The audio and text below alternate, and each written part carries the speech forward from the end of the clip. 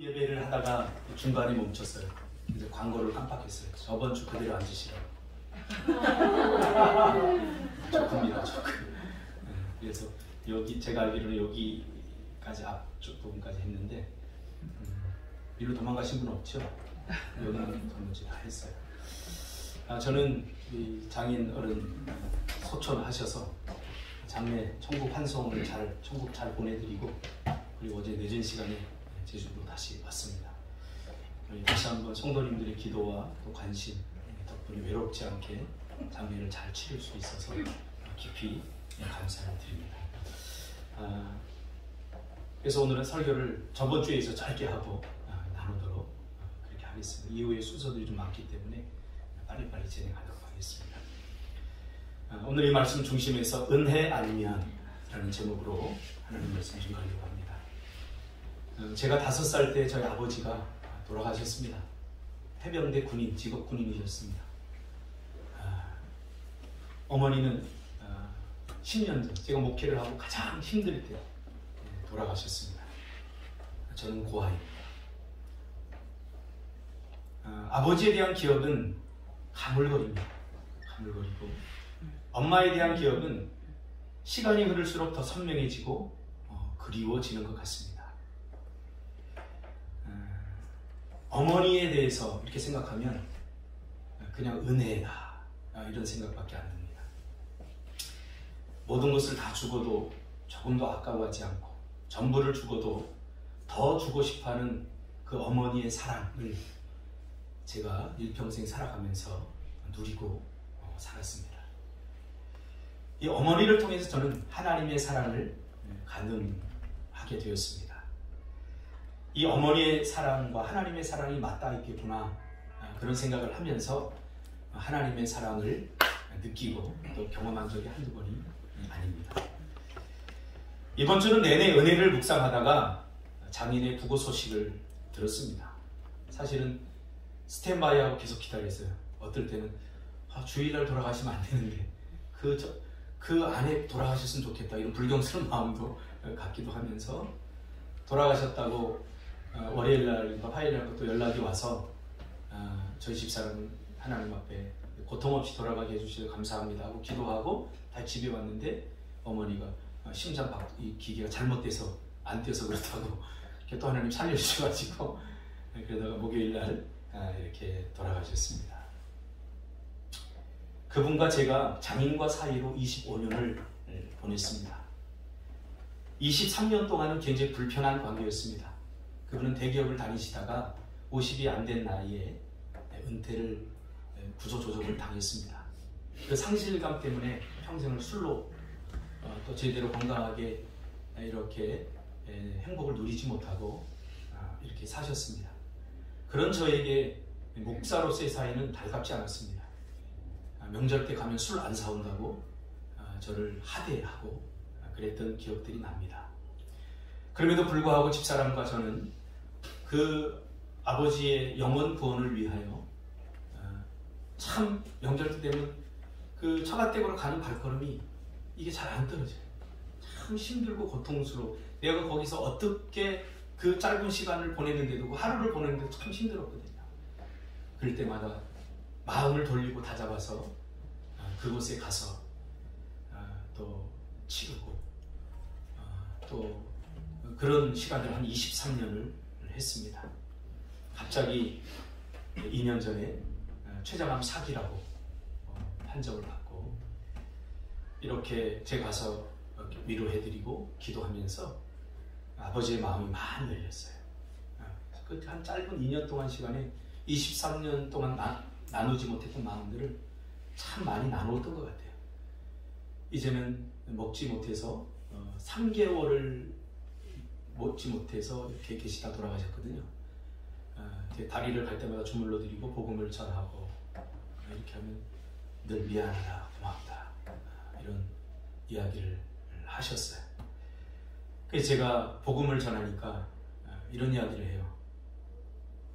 내가 평생 살아오면서 못된 짓, 나쁜 짓 많이 했는데 나 같은 사람이 구원받으면 안 된다고 그런 말씀을 하셔요. 그래서 제가 에베소서 2장 8절 말씀을 통해서 위로해 드렸어요.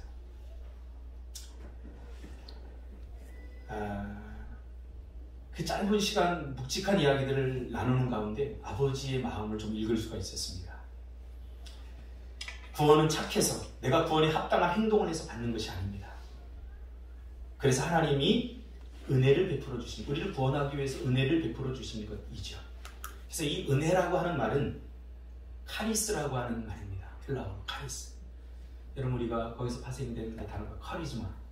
저 사람 카리즈마가 있다고 했잖아요. 카리스마. 이 말은 신적 은혜를 말하는 거예요.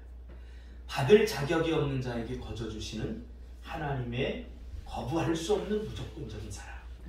이것이 카리스마, 은혜입니다. 받을 자격이 있어서 받는 것이 아니라 하나님이 우리를 사랑하시기로 작정하셨습니다. 그래서 은혜를 베풀어 주셨습니다. 그래서 거부할 수 없는 거예요. 여기엔 조건이 없어요. 어떤 착함, 선행 이런 것들이 아무 필요 없어요. 그냥 무조건적으로 하나님께서 우리를 사랑하시겠다고 작정하고 선언하시고 우리를 사랑하기 시작한 거예요. 그래서 제가 그 이야기를 해줬어요. 그 이야기를 해주고 아직도 마음에 와닿지 않는 그 마음 속에 아버지가 죄인이라고 참 구원받을 수 없을 만큼 그렇게 자신을 통찰한 것 못지않게 저도 참 죄가 많습니다. 우리 모두는 다 죄인입니다. 이렇게 이야기를 하고 제가 복음을 전하고 몇 달 동안 제가 같은 이야기 반복하면서 복음을 전하고 때가 되어서 거동을 이제 많이 못할 때 아버지 끄떡끄떡 가세요. 제가 복음을 전할 테니까 끄떡끄떡 가세요. 그래서 복음을 전하고 예수를 믿습니까? 인격적으로 영접하십니까? 이렇게 했더니 다 여기 눈물 쭉 흘리면서 끄떡끄떡 하시더라고요. 구원 받으셨습니다. 할렐루야. 아멘. 한국 기독교는 너무 행위적입니다. 종교적이고 율법적입니다. 왜 그러냐면 은혜라는 말을 잘 이해하지 못해서 그래요. 이 은혜는 내 의지, 내 생각, 내 안에서 발생하지 않습니다. 주님으로부터 우리에게 침투적으로 주어지는 사랑입니다. 오늘 본문은 정말 은혜 그 자체입니다. 사도 바울은 구원이 어떻게 우리에게 주어졌는지 아주 짧지만 강렬하게 말해주고 있습니다. 하나님의 은혜로 주어졌다. 은혜로 주어진 그 은혜의 실체가 뭐냐? 바로 믿음입니다. 하나님이 우리에게 은혜로 구원을 주셨는데 그 은혜로 주어진 은혜의 실체는 바로 믿음입니다. 그러니까 하나님을 믿는 그 믿음이 내 안에서 생기지 않아요. 하나님을 믿는 믿음은 내가 믿은 것이 아닙니다. 하나님이 나에게 주신 것, 다시 말하면 주어진 것입니다. 내가 아무리 거부해도 여러분 안에 믿음이 있습니다. 왜? 하나님이 주셨기 때문에. 근데 이 주어진 믿음을 우리는 우리의 인식의 기능 안에서 자꾸 이걸 해결하려고 합니다. 과학적으로 접근합니다. 그래서 이성적으로 이해되고 증명이 됐을 때만 믿어 이렇게 해야 합니다. 그러니까 믿음으로 나아갈 수 없는 거예요. 이 주어진 믿음이 믿음으로서의 주체가 되어서 우리 믿음의 실체가 되려면 가장 중요한 게 있는데 뭐냐면 나의 고백적 참여가 필요합니다. 그래서 우리 아버지가 정말 나쁜 사람으로서 자신을 인식하고 있지만 그럼에도 불구하고 구원을 받을 수 있던 것은 하나님께서 베풀어 주신 이 구원에 대해서 고백적으로 참여했기 때문입니다. 선을 행하고 어떤 선한 행위를 자꾸 쌓아서 구원받은 것이 아니라 하나님이 우리에게 침투적으로 주신 그 사랑, 은혜를 내가 고백적으로 참여했기 때문에 구원이 이루어지는 것입니다. 그게 뭡니까? 믿습니다. 제가 그랬어요. 한마디만 하세요. 믿습니다. 한마디만 하세요. 난 믿어 그러더라고요. 믿어져서 믿은 것이 아닙니다. 이해되어져서 믿는 것이 아닙니다. 이런 사람은 절대 믿음의 삶을 살 수 없습니다. 여러분이 신앙생활하다가 상처를 받는 이유, 하나님께 아픔을 겪는 이유는 믿어져서 믿으려고 하기 때문에 그렇습니다. 우리는 내 인식의 기능으로 믿어져서 믿을 수 없는 존재들입니다. 이미 우리가 믿음으로 사는 것은 하나님이 우리에게 주어진 그 믿음을 고백적으로 사용할 때 믿음이 우리의 삶에 실체적으로 나타나게 되는 것이죠. 믿습니다. 이 말이 얼마나 중요한지 몰라요. 제가 목회를 14년째 지금 하고 있는데 날마다 믿을 수 없는 일들이 우리의 삶의 현장 아닙니까? 여러분 주위에 보세요. 이렇게 다 멋진 사람이지만 여기서 누구를 믿을 수 있겠어요? 인간적으로 누구를 믿을 수 있겠어요? 배신이 난무하는, 내 마음 나도 잘 모르는데 아침이 다르고 저녁이 다른 이 내 마음 어떻게 믿을 수 있겠어요? 그러나 우리는 믿어야 됩니다. 왜? 하나님이 서로를 믿으라고 하니까. 그래서 우리는 하나님, 저 사람 매일 나를 속이지만 그래도 나는 믿겠습니다 라고 하는 이 고백적 신앙 위에 믿음의 역사가 일어나는 것입니다. 할렐루야. 믿는다는 것은 하나님의 선포에 대한 신뢰를 보여주는 것입니다.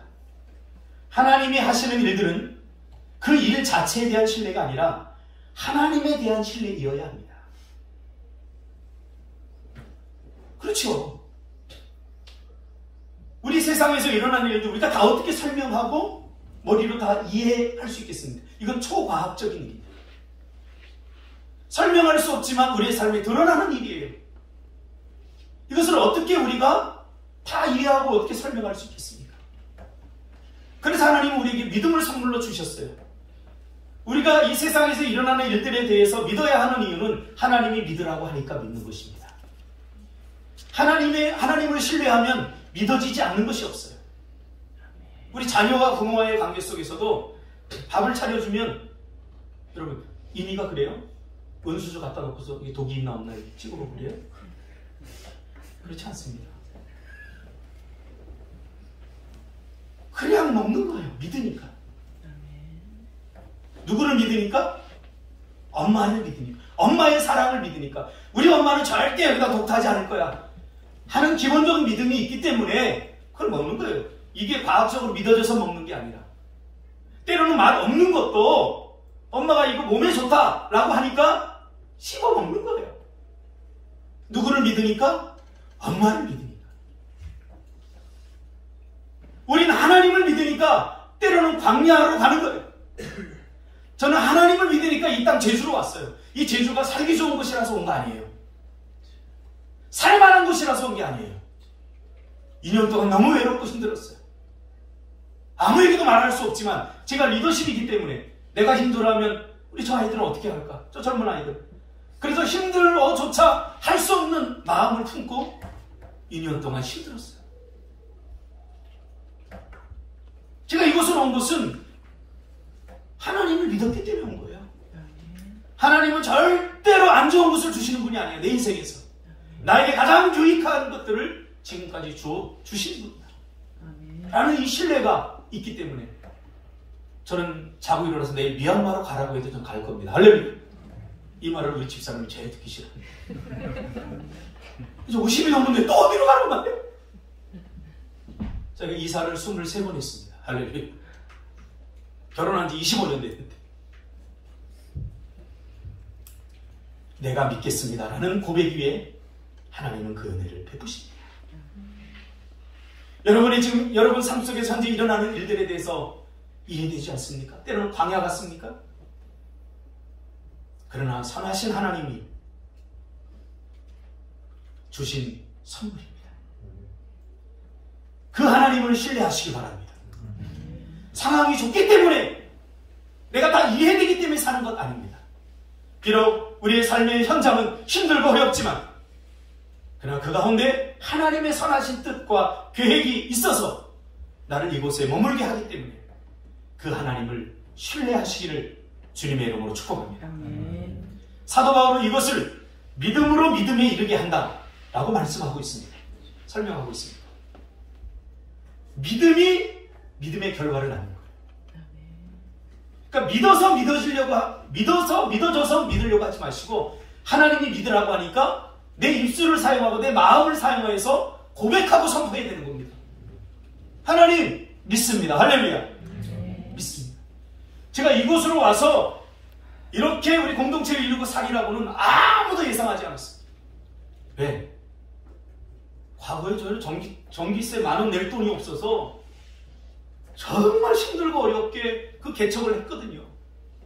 여름에 더워서 선풍기 한 대가 없어갖고 우리 대한 집사, 준석 집사 교회 강대상 그 위에 올라가서 자다가 나한테 혼났어요. 이놈의 새끼들이 거룩한 강대상이 예비당 종친들 때렸어요. 왜? 거기 선풍기가 있고 시원하니까. 뭐 나름대로 자기들은 뭐 기도하고 싶어서 올라갔더니 기도하고 싶어서 올라가겠죠. 얼마나 우리는 자기 합리화를 잘하는데 더워서 올라간 거 더웠어요. 잠이 안 왔어요. 그렇게 힘들고 어려운 그 과정을 겪었습니다. 그런데 하나님을 믿으니까 이런 것들이 조금 더 힘들지 않았어요.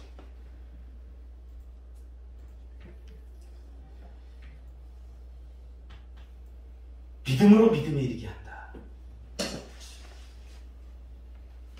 복음을 제가 이렇게 전하니까 저희 아버지가 끄떡끄떡 하시더라고요. 그래서 어머니한테 어머니 물그릇에다가 저기 우리 국 펴는 물그릇에다 물 한 잔 떠오세요 그랬어요. 이제 뭐 하려고? 세례 줘야죠. 세례는 뭐 이렇게 뭐 그릇도 있고 막 그러는데 괜찮아요. 그릇이 어디 있어요? 제주도까지 갔다 와야 되는데. 그래서 국 퍼먹던 물그릇에 물 떠가지고 제가 거기에 손을 담그고 머리에 적시면서 세례를 베풀었습니다. 그 일이 있었던 날은 지극히 평범한 어느 날 아주 작고 사소한 시간에 하나님께서 시끄럽지도 요란하지도 않게 한 영혼을 구원하신 날입니다. 구원은 이렇게 이루어진 것입니다. 우리의 모든 삶의 순간이 믿음이 되어야 하는 이유가 여기 있습니다. 믿어져서 믿는 것이 아닙니다. 하나님의 사랑과 은혜가 너무 고마워서 그 믿음의 선포에 참여하는 것입니다. 그리고 내가 믿겠습니다라고 고백으로 하나님 나라에 하나님의 일에 우리가 참여하는 것입니다. 어떻게 참여합니까? 믿겠습니다. 이 고백으로 참여하는 것입니다. 목사님이 하는 일들 보니까 계획도 엉성하고 참 이거 되겠나? 그러지만 고백적 신앙. 그래도 내가 하나님을 신뢰하니까 목사님의 일에 참여하겠습니다. 이게 고백적 신앙이에요. 그래서 여기까지 온 거예요. 이니가 엄마 말을 듣는 것은 엄마가 논리적이고 구체적이고 과학적이고 그렇기 때문에 믿는 거 아닙니다. 사랑하기 때문입니다. 그러므로 우리에게 필요한 것은 사랑입니다. 사랑 안에 믿음이 들어있습니다. 그러므로 이 하나님의 은혜로 구원받은 사람은 우리 인생의 짐을 다 주님께 다 맡겼기 때문에 우리의 삶의 발걸음은 가볍고 우리 인생의 문제를 대할 때 쉽게 생각하고 우리의 삶의 중심은 편하고 고요해지는 것입니다. 이 삶을 누리시길 바랍니다. 이것이 구원의 삶입니다. 저도 이 구원의 삶을 누리고 있습니다. 눈 떴다 감았다 뜨면 갚아야 될 돈도 많고 풀어야 될 갈등도 많고 해결되어야 될 삶의 문제가 산적해 있지만 그래도 저는 저 자신을 불행하다고 생각해 본 적이 없습니다. 왜요? 하나님이 나의 아버지가 되실 때 그때마다 저는 선포합니다. 죽어봤자 천국이다. 죽고 싶은 심정, 살고 싶은 심정 이게 동일합니다. 이제 저는 균형을 이루었습니다. 죽으면 천국 갑니다. 그래서 어제 그랬어요. 장례 치르면서 어머니 울지 마세요. 아버지 천국 갔잖아요. 저희 차남 처제 다 안 믿어요. 그래서 내가 해야 될 도리는 하겠다. 제사를 지낸다면 내가 해야 될 도리를 하겠다. 목사인데. 그래서 기도하고 이렇게 하면서 이야기를 그들과 이렇게 나누다 보니까 마음의 평화가 없어요. 처남도 대기업 다니거든요. SK건설 다니고. 또 처제도 잘 살아요. 물질적으로. 그러나 그들의 심령 깊은 곳에 드리워진 그늘을 저는 읽을 수 있었습니다. 결코 행복하지 못한 마음을 저는 읽을 수 있었습니다. 비행기를 타고 집사람하고 돌아오면서 집사람과 제가 너무 감사하다. 하나님 때문에 감사하다. 우리는 비록 그들만큼 많지는 않지만 우리가 얼마나 행복해요. 그래서 그들을 위해서 이제 기도하기로 작정했어요. 사실 좀 미워서 기도 안 했거든요. 받은 상처들 때문에. 드디어 이제 하나님께서 마음을 열어주셨어요. 여러분 안에 믿음이 있습니다. 네. 선물로 주신 믿음이 있습니다. 네. 이제는 받아 누리시기를 주님의 이름으로 축복합니다. 네. 기도하겠습니다.